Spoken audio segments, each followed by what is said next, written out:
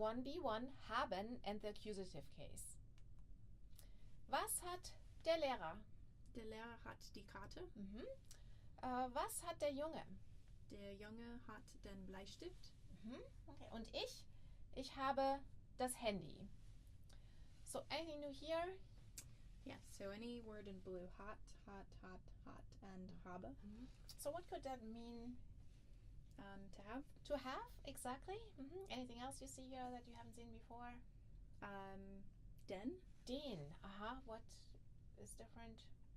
There's an N. So Okay, there's instead an of der N. or die. Usually we have der or die, den, and then suddenly we have den. Let's take a closer look. Haben in the accusative case. To describe what someone or something has, use the irregular word haben with the accusative case. Okay, very simple. Like in English, ich habe, du hast, sie, es hat, wir haben, ihr habt, sie haben. Zum Beispiel, ich habe ein Buch. Greta hat eine Karte und wir haben eine Frage. So it's very important to just memorize those because haben and sein, to have and to be, are used in many different contexts. So these are some of these basic verbs that you need to know the conjugation of. So, was hat der Lehrer? Der Lehrer hat die Karte. Was hat der Junge? Der Junge hat den Bleistift. Und ich habe das Handy. So let's take a look again at the yellow. What was there again? The den. Den is new. So it is the so-called accusative case. In 1A3 you learn that the function of a noun in a sentence determines its case, as well as the case of any article or adjective that modifies it. A noun that functions as a direct object is in the accusative case, der accusative. That sounds maybe a little bit abstract at this point, but I think we can figure it out. First of all, the good news here is there's not much to know at this point. We have one change, only for masculine, from der to den. Yeah? Instead of saying der Stuhl in the accusative case, you would say Den Stuhl. But when we have feminine, die Tür. And das Fenster. Und does die Tür change? No. It says die Tür, ja, das Fenster stays The same.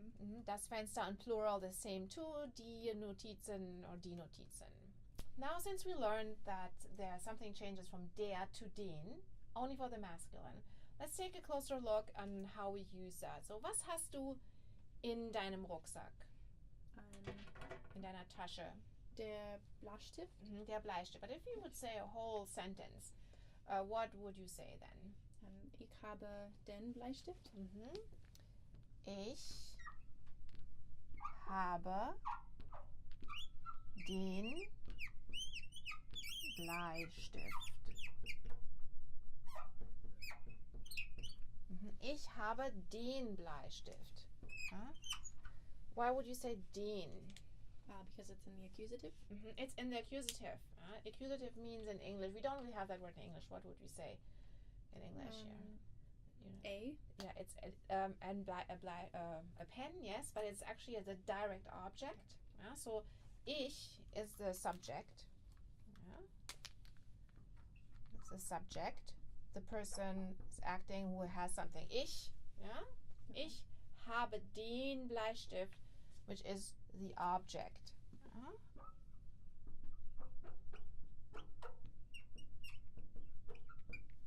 So, and the only time something changes is for what? Is it for all three of the masculine, feminine? No, just for masculine. Just for masculine. Okay, let's give it a try. Was hast du in deinem Rucksack? Ich habe den Bleistift. Was hast du in deiner Tasche?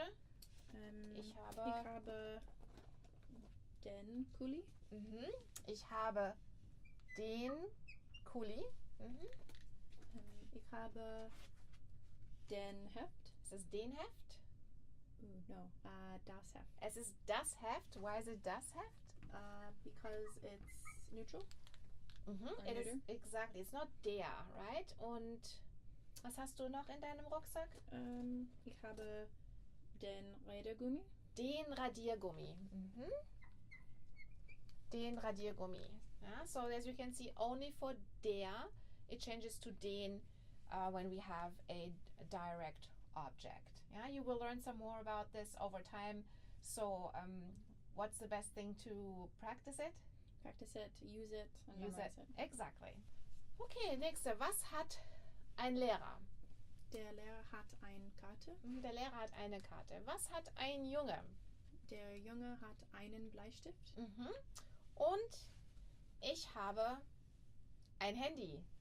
Yeah. So what is different here from the other slides?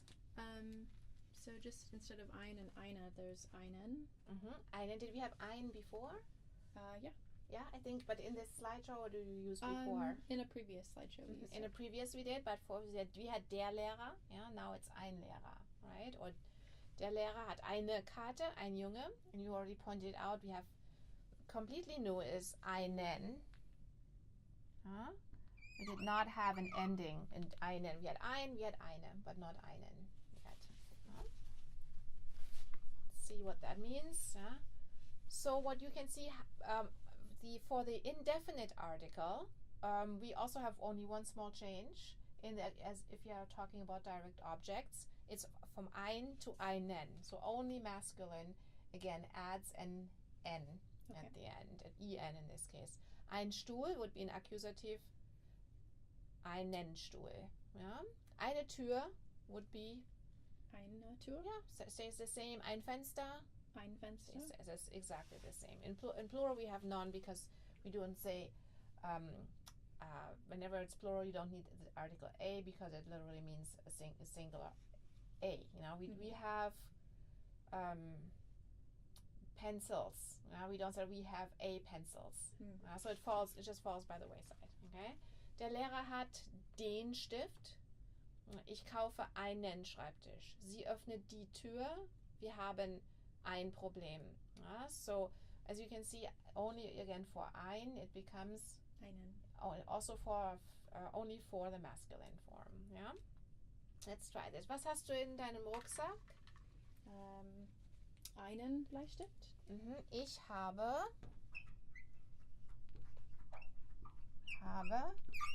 einen Bleistift.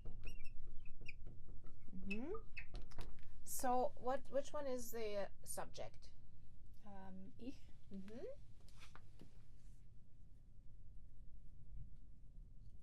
And which one is the direct object? The Bleistift.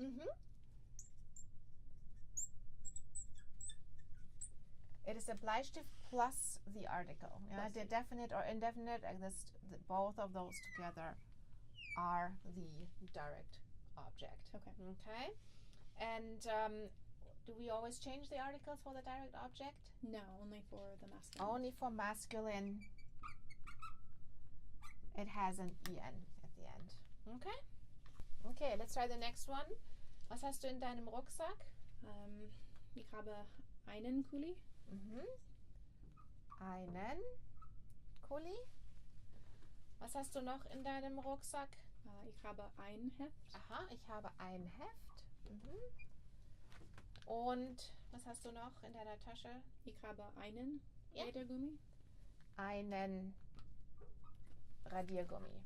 As you can see, it only changes with adding an n with masculine, and that also does not change with feminine or neutral. It stays eine for feminine and ein for neutral.